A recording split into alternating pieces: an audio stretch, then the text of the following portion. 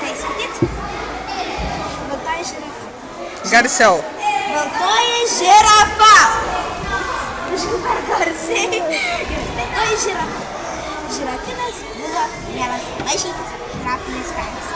Jame buvo tik viena kepyklėlė, tik vienas automobilis servisas, tik viena kirpykla, tik vienas botanikos sodas ir taip toliau. Vienintelė kepyklė gyveno graži žirafa.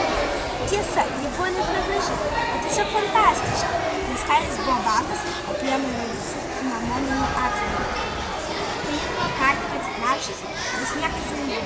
Tačiau vieną dieną atsitiko nuožmonė, kurį jis susidraugavo. Kartą žirafas klientų įgavo žmonės nepadarė atvedė žirafas. Tėti, kas atsitiko? Uždusęs paklausė jis. Čia buvo duona. Ai! Suklykė vaikas atspėjęs padaryti. Seniau sutikė pasiteiravo tėvas. Plėmė, kur gyvai? Ei!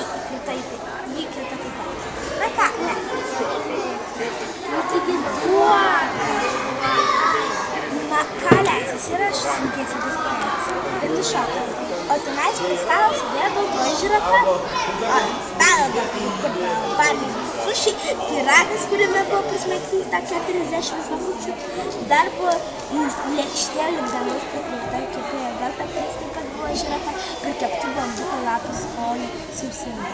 O tiksliai pasakė, šiandien mano gimimo diena sušuko jis. Ir staiga užsižiebė žvakutis, o tada visi pradėjo su gimimo diena, su gimimo diena.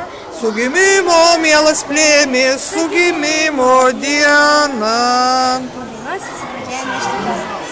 Ką? Plėmės Ne, aš tik girdėjau, aš spausdinau. Žmona laida, baltoji žirafa knyga, o geriausias draugas nuostabus sąsiuvinį. Ir labai daug rašytojų puslapių. Bet tada baltoji žirafa davė visų dovanas, iškart savo 15 dovanų, savo gavo nuostabiausią pasaulyje knygą. Ką gavo dovanų? Knygyną.